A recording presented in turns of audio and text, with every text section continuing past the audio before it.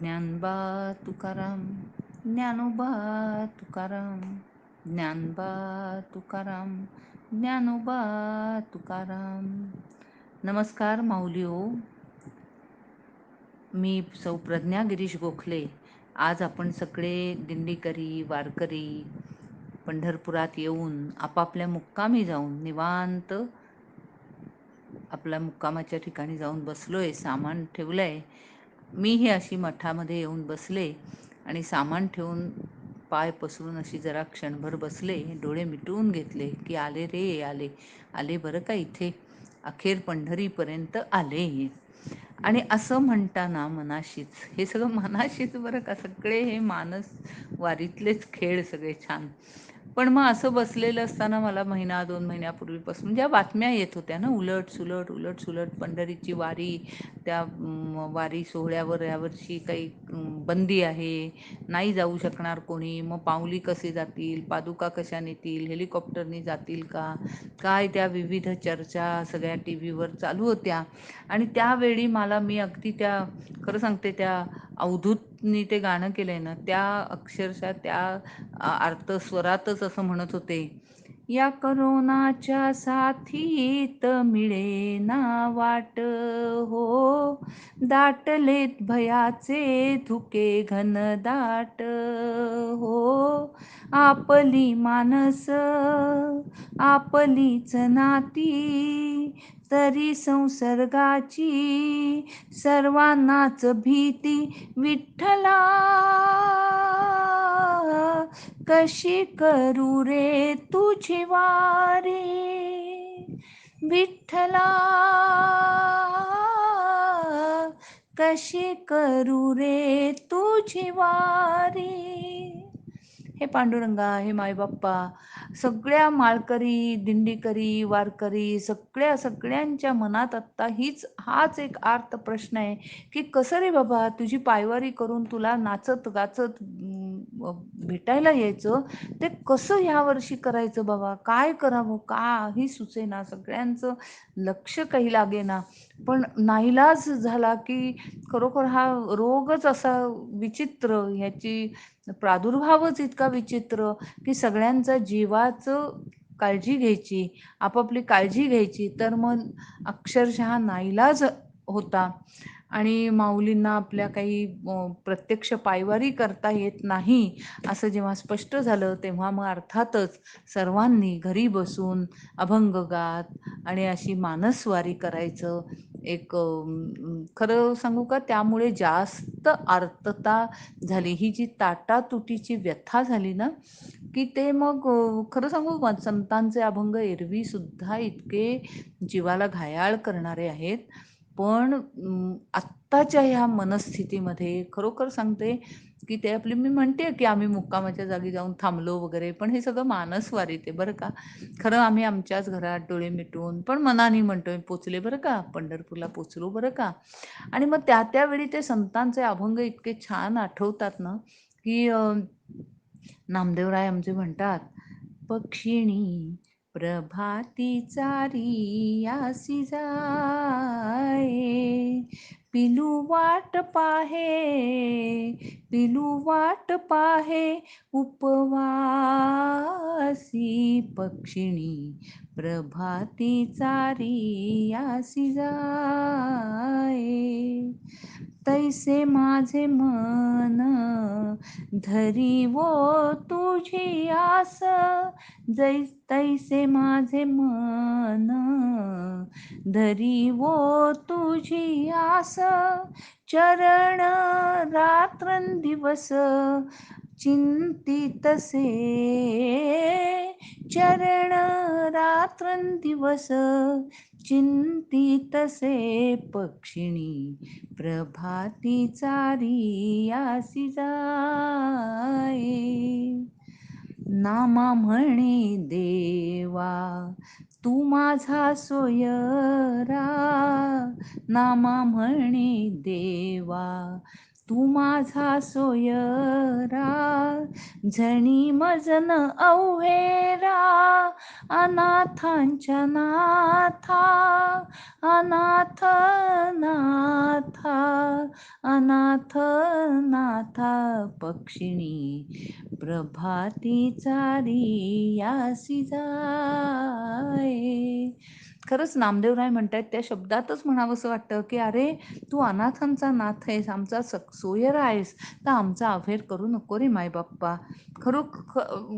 काय करशील, काय नोहे केले एका चिंतिता विठ्ठले. तू घेऊन चल आम्हाला, तू घेऊन चल तुझ्या चरणापाशी. तू उभारून बाहू उभा आहेस आणि आमचं मन तुझ्याकडे धाव घेत आहे. आणि म्हणूनच आम्ही कसा टाहू फोडतोय, विठ्ठल आवडी प्रेम भावो, विठ्ठल नामाचा रे टाहो, विठ्ठल नामाचा रे टाहो, प्रेम भावो, विठ्ठल आवडी प्रेम भावो. नेघो नामा विण काही, विठ्ठल कृष्ण लवलाही, विठ्ठल कृष्ण लवलाही, विठ्ठल कृष्ण लवलाही, प्रेम भावो, विठ्ठल आवडी प्रेम भावो. नामा म्हणे तरलो पायी, विठ्ठल विठ्ठल म्हणताची, विठ्ठल विठ्ठल म्हणताची, विठ्ठल विठ्ठल म्हणताची, प्रेम भावो, विठ्ठल आवडी प्रेम भावो. हे पांडुरंगा, हे विठ्ठला, बस तुझ्या नामाचा आम्ही टाहो फोडतोय आणि या प्रेमभाव, या आमच्या आवडीमुळेच तू आम्हाला खरोखर तारून ने, आम्ही त्यातूनच तरून जाणार आहोत. आणि मग अशा तू विठ्ठला, तू कोण आहेस, कसा आहेस?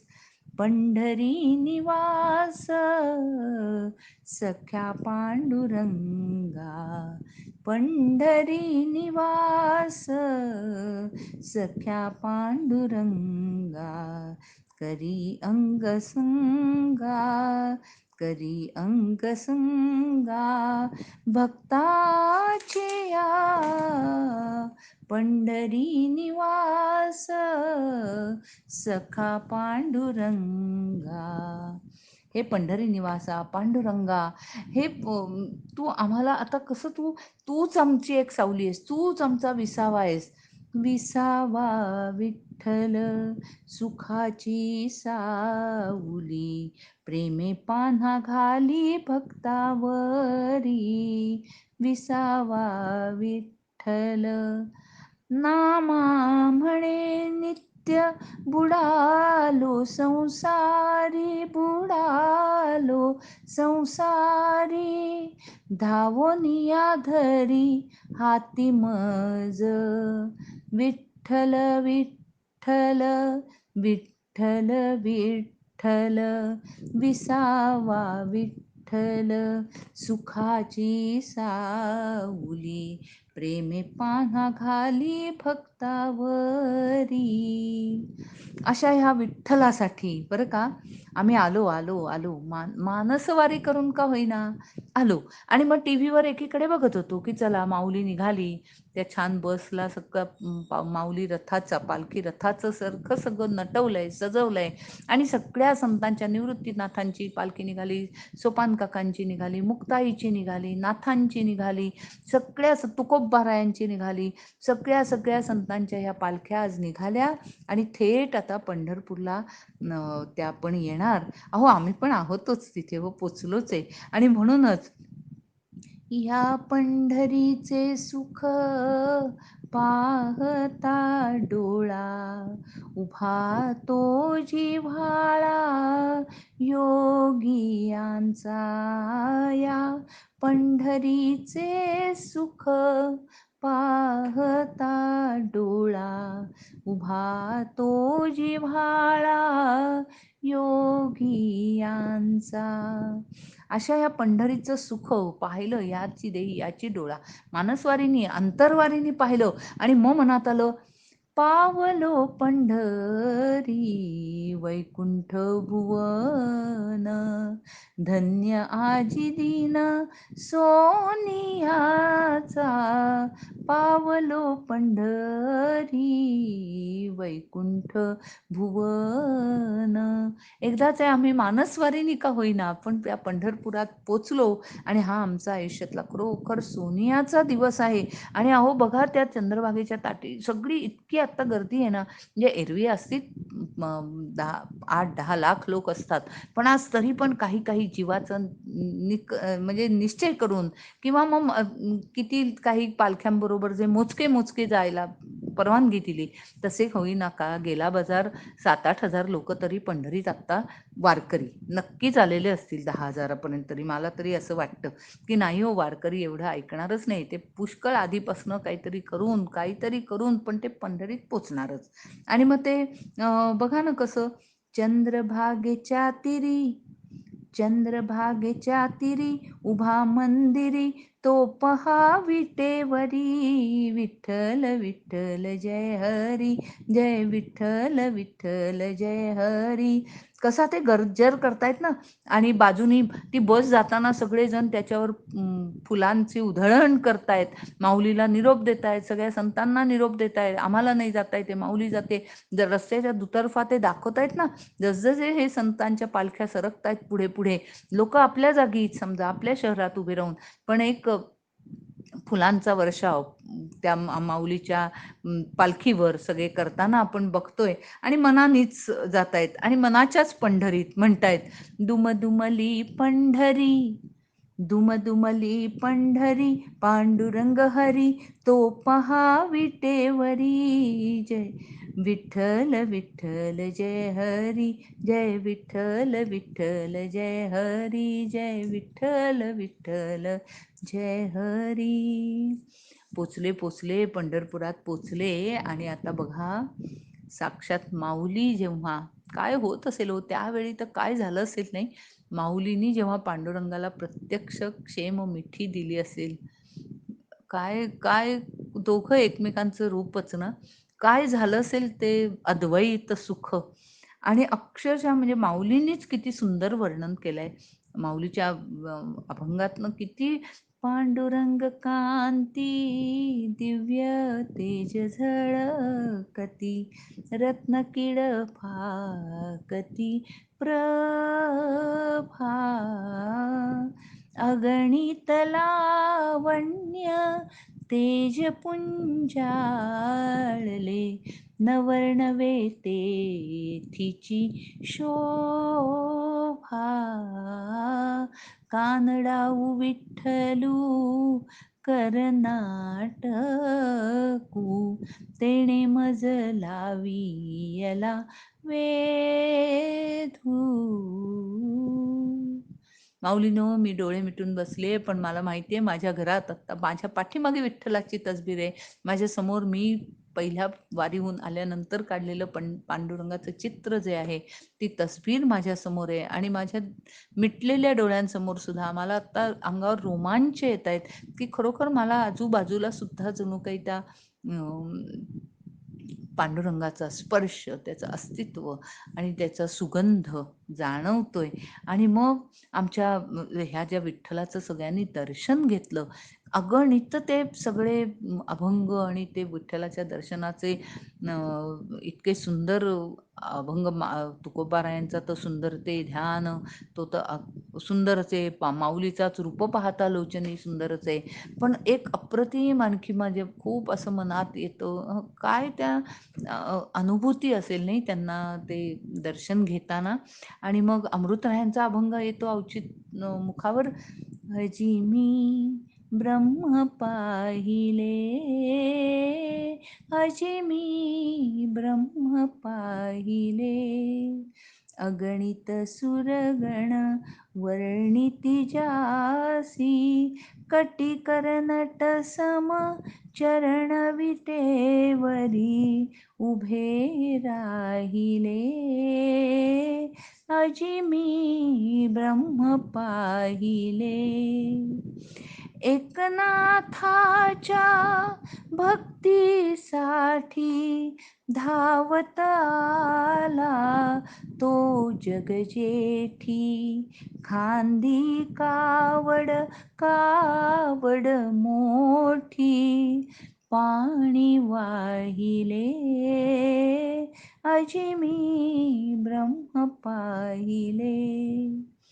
चोख्या संगे दोरी ओढिता, शिणला नाही जो तत्वता, जनी संगे दळिता कांडिता, गाणे गायले अजिमी ब्रह्म पाहिले. दामाजीची रसीद पटविली, कान्होपात्रा ती उद्धरली, अमृतराय म्हणे ऐसी माऊली, संकटा वारिले अजिमी ब्रह्म पाहिले. अजिमी ब्रह्म पाहिले, अजिमी ब्रह्म पाहिले. माऊलीनो, काल मी तुम्हाला सांगितलं आपण त्या दर्शन बारीत आत दर्शन मंडपात आत जातो, तिथे उजवीकडे ते शेजघर आहे, तिथपर्यंत मी सांगितलं. आणि आता मात्र आपण वळून त्या पुन्हा पुढे प्रत्यक्ष विठ्ठलाच्या, श्री विठ्ठलाच्या गाभाऱ्यात शिरतो ना दर्शनाला. काय सांगावं होतो. असा ना तो पांडुर रंग मला म्हणजे आठवतंय, मी पहिलं विठ्ठलाचं दर्शन जे असेल ना, ते गुरुपौर्णिमेच्या दिवशी मला घ्यायचं भाग्य मिळालं. काय विलक्षणच तो योग.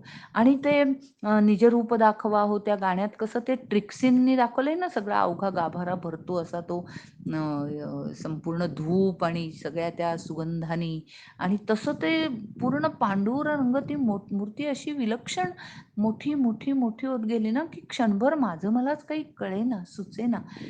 आणि मग जेव्हा मी थोडीशी भानावर आले, आणि मग तो असा काही सावळा विठू समोर हसत होता, म्हणजे एकीकडे डोळ्यांना धाराही होत्या आणि एकीकडे इतका गोड विलक्षण तो हसत होता ना, की काय सांगू त्याचं ते रूपडं खरोखर खरोखर. आणि मग ते आजही मला प्रत्येक वेळा, आत्ताही या क्षणी माझ्या डोळ्यासमोर ते अगदी आहे.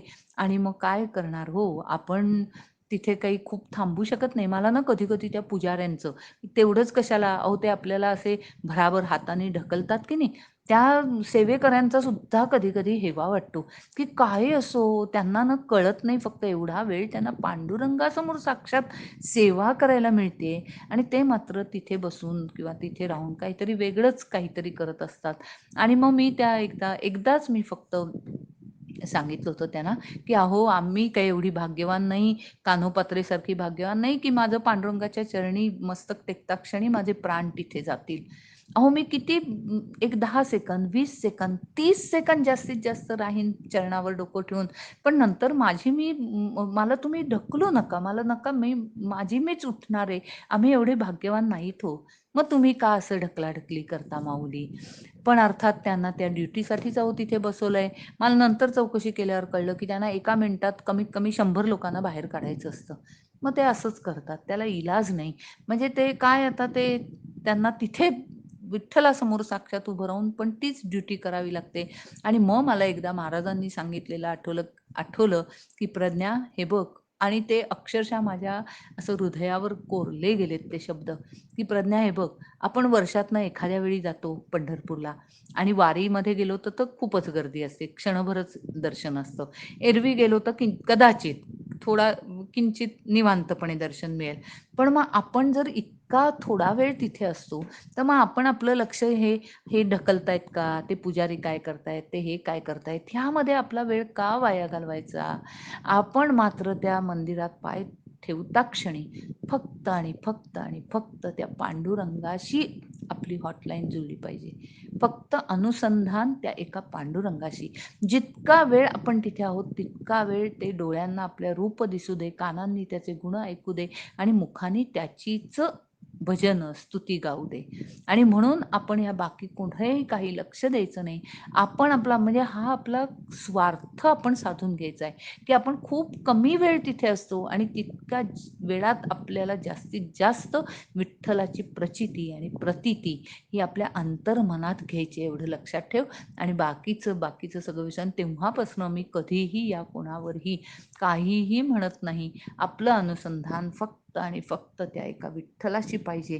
हां, आणि मला एक त्यांनी सांगितलं, जे कोण समजा लहान मुलं असतील किंवा कोणी अगदी बुटके असतात, त्यांना त्या विठ्ठलाच्या चरणापर्यंत त्यांचं मस्तक पोचत नाही, तर त्यांना तेवढं उचलून त्याच्या पायावर घालायचं, एवढं म्हणे लक्षात ठेव. की काही करा पण त्या विठ्ठलाचे जे समचरण आहेत तिथे आपला हे भ्रूमध्य आज्ञाचक्र हे तिथे टेकलंच पाहिजे, तो स्पर्श झालाच पाहिजे. आणि माऊली तुम्हाला सांगते, त्या विठ्ठलाचे जरा असे पाय चेपावेत, हळू पावलं चेपावीत क्षणभर.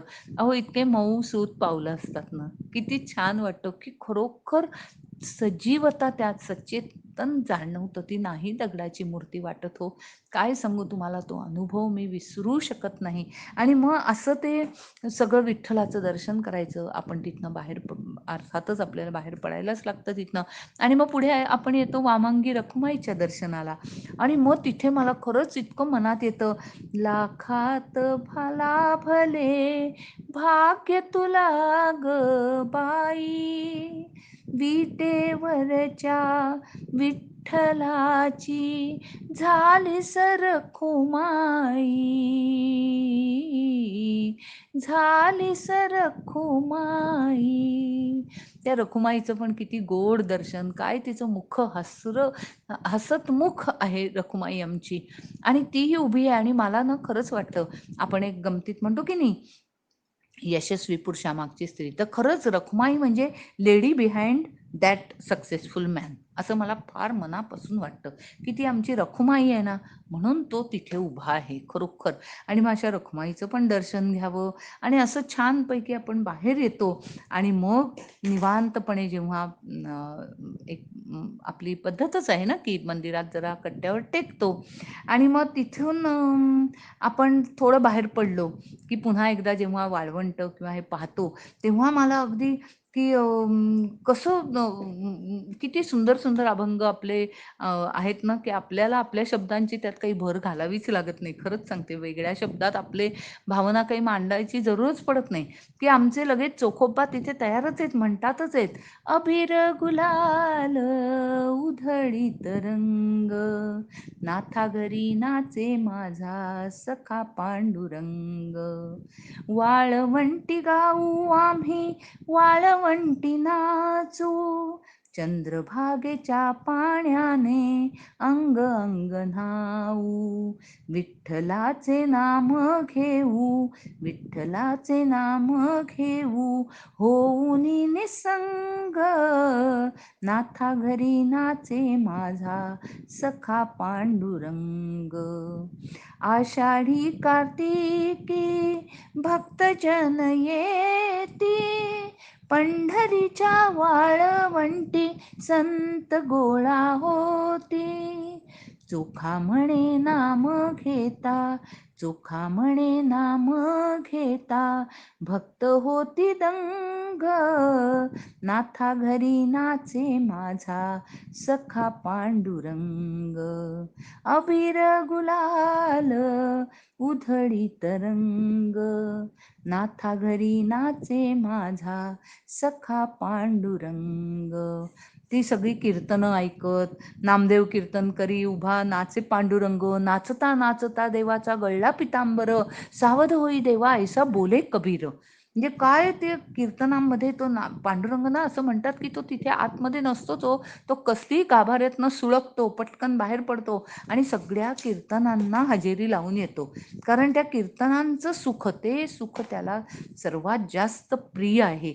आणि मग हे असं सगळं म्हणजे सगळं बघून वाळवंटात जाऊन परत कीर्तनं आणि सगळा तो रंग पंढरीचा अनुभवून तना मनात लेवून आणि मग जेव्हा नंतर पुढे काला असतो आणि मग त्यावेळी आपल्याला पंढरीपर्यंत मध्ये आपण राहत असतो आणि मग त्यावेळी आमच्या तुकारामांनी इतकं सुंदर म्हटलंय की आता कोठे धावे मन तुझे चरण देखिलिया तुझे चरण देखिलिया भाग गेला सीण गेला अवघा झाला आनंद आता कोठे धावे मन प्रेम रसे बैसली मिठी प्रेम रसे बैसली मिठी आवडी लाठी मुखासी आता कोठे धावे मन तुझे चरण देखिले गा तुकाराम महाराज म्हणतात की आता एकदा पांडुरंगा तुझे चरण देखिले त्या चरणावर एकदा मस्तक ठेवलं ना की आमचं मन आहे ना ते कुठेही सैरा वैरा धावत नाही तुझ्यामध्ये ते लीन होऊन जातं विलीन होऊन जातं आणि मग आम्ही अशी ही प्रेमरसाची मिठी बसली ना की मग तुम्ही भले आम्हाला म्हणा हो की ह्यावर्षी नाही पायवारी तरी खरं सांगू का त्या सुद्धा दुःखावर उतारा हा शेवटी विठ्ठलच सापडतो आणि हे संतच आम्हाला देतात उतारा की ठीक आहे नाही तर नाही आम्ही बसू घरी घरी बसून आम्ही हे बघू आम्ही मानसवारी करू आमचे माऊली तर जात आहेत माऊली जात आहेत म्हणजे आम्ही जातोच आहोत आणि मग असं एक एक निवांतपणा हां इतका शांतपणा येतो ना आपल्या वृत्तींना आणि मग असं आता बघा आता मी इथे आहे इथेच सगळं उद्यापासून तर छान आपण महापूजा बघणार आहोत आणि सगळा तो सोहळा पंढरीचा बघणारच आहोत उद्या आणि त्यावेळी आपलं इथे सुद्धा आपण टी व्हीवरचा तो आवाज ऐकत असू किंवा काय आणि मग परत आपल्या अंतर्मनात सुद्धा आपल्याला काय येईल ऐकू आली कुठून कानी टाळ मृदंगाची धून नाद विठ्ठल विठ्ठल नाद विठ्ठल विठ्ठल नाद विठ्ठल विठ्ठल उठे रोम रोमातून आली कुठून कानी अशी आम्हाला टी व्हीवरचं ऐकताना बाहेर रेडिओवर कुठे लागलेलं असेल ऐकताना आणि सगळ्यात पहिलं आमच्या अंतर्मनात ही सतत एकतारी वाजत असते विठ्ठल विठ्ठल आणि मग तुम्हाला सांगते आजच ते टी व्हीवर बघत होते की उद्या मुख्यमंत्र्यांसमवेत ज्यांना पूजेचा मान मिळणार आहे बरं का ते वीणेकरी अखंड वीणा धरून हातात जे 6 वर्ष काय सेवा करतायत तुम्ही मग परत मी हे सांगते बघा ते मुख्यमंत्रीनी ते हार तुरेनी त्यांना महापूजेचा सन्मान वगैरे ते जाऊ दे ते अलाहिदा पण ज्या रांगेतल्या वारकऱ्यांना एरवी रांगेतल्या वारकऱ्यांना मिळत असतो हा मान दाम्पत्याला आता रांगच नाहीये कारण वारी नाहीच आहे अशी पण मग तो मान दिला गेलाय त्या अखंड वीणा जे धरून आहेत आज 6 वर्ष सेवा करतायत तुम्ही बघितलं का नीट असं त्यांची मुलाखत बघताना की तो मुलाखत घेणारा त्यांना किती विविध तऱ्हेने विचारत होता की अहो कसं वाटतंय तुम्हाला कसं वाटतंय पण ना ते इतके शांत असतात ना की ते म्हणतात हां छान आनंद तर होतोच आहे का नाही होणार आनंद तर होणारच पण म्हणून तेच सर्वस्व नाही सेवा हीच आमची कायमची सेवा हेच आम्हाला आनंद आहे आणि हे मान सन्माननी हे काय मिळतील आले गेले पण आम्हाला सेवा ही नित्य अखंड सेवा बस आम्हाला तेच एक पायी राखापे किंकरा तुका म्हणे ज्ञानेश्वरा पायी राखापे किंकरा असं एवढंच आमची इच्छा आहे की ह्या पायापाशी हे पांडुरंगा तुझ्या चरणापाशी आम्हाला सतत जागा दे आणि खरोखर त्या माऊलींच्या चेहऱ्यावरचा तो भाव बघून ना मी म्हटलं हेच विठ्ठल आहेत खरंच सांगते त्यांच्या चेहऱ्यातलं पण साम्य मला इतकं वाटलं की पांडुरंगा तुझीच रूपं आहेत रे ही सगळी तुझीच रूपं आहेत आणि मग हे सगळं पाहून माझं मीच इथल्या इथे बसून असं म्हणायला लागले एक तारी संगे एक रूप झालो, एक तारी संगे एक रूप झालो, आम्ही विठ्ठलाच्या भजनात न्हालो. गळामाळ शोभे आत्मरूप शांती, भक्तिभाव दोन्ही धरू टाळ हाती. टिळा विरक्तीचा कपाळास ल्यालो, टिळा विरक्तीचा कपाळास ल्यालो, आम्ही विठ्ठलाच्या भजनात न्हालो. एक तारी संगे एक रूप झालो, आम्ही विठ्ठलाच्या भजनात न्हालो. ह्या ओळी वाचताना, म्हणताना, ऐकताना, माझ्या मीच पुन्हा ऐकताना पण, की गळामाळ शोभे आत्मरूप शांती, भक्तिभाव दोन्ही धरू टाळ हाती, टिळा विरक्तीचा कपाळास ल्यालो. माऊली, मी तुम्हाला सांगते, त्याच्या विणेकऱ्याला बघून मला ह्या ओळी अगदी सार्थ वाटत होता, की त्यांनी तो विरक्तीचा टिळा कपाळाला लावलाय आणि अखंड विठ्ठल सेवेचा वीणा हातात धरलाय, नाही का? ती एकतारी, तो वीणा त्यांनी अखंड सेवेचा हातात धरलाय.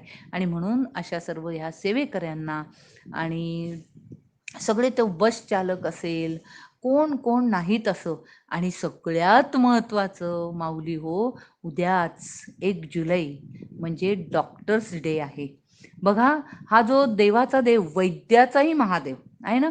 आता आपल्या विभूतींमध्ये सांगतानाच साक्षात भगवंतानीच सांगितलंय ना, की धन्वंतरी हे माझंच रूप आहे, नाही का? आणि खरोखर तेच रूप आज आपण पाहतोय ना आपल्या इथे, की धन्वंतरी म्हणजे काय? वैद्य. आणि पांडुरंगाने साक्षात भगवान विष्णूंनीच सांगितलंय, की धन्वंतरी हे माझं रूप आहे.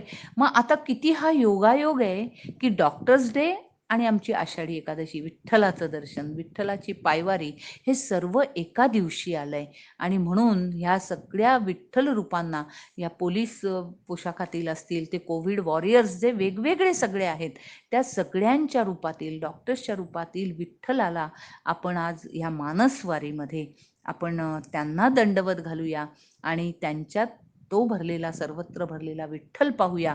उद्या एकादशीचे सगळे सोहळे आपण दूरदर्शन असलं तरीही ते अंतर्दर्शन म्हणून आपण ते पाहूया. म्हणजे चर्मचक्षुंनी ते टी व्हीच्या स्क्रीनवर पाहताना ते आतल्या आपल्या हृदयपटलावर सुद्धा अनुभवूया. आणि ह्या वर्षीची वारी आपण म्हणजे आषाढी, ही अशी एका वेगळ्या अलौकिक तऱ्हेने अशी हा सोहळा आपण साजरा करूया. तर माऊलीओ, आता पहाटे उठून महापूजा बघायची ना. महापूजा म्हणजे काय? आम्हाला त्या तो जो विणेकरी आहे ना, त्या दाम्पत्याला आणि त्यांनी केलेली पूजा, आ हा हा हा, असा आपण तो अलौकिक उद्या अनुभव घेऊया. तोपर्यंत जय हरी विठ्ठल, जय जय विठ्ठल, विठ्ठल विठ्ठल विठ्ठल विठ्ठल विठ्ठल विठ्ठल विठ्ठल.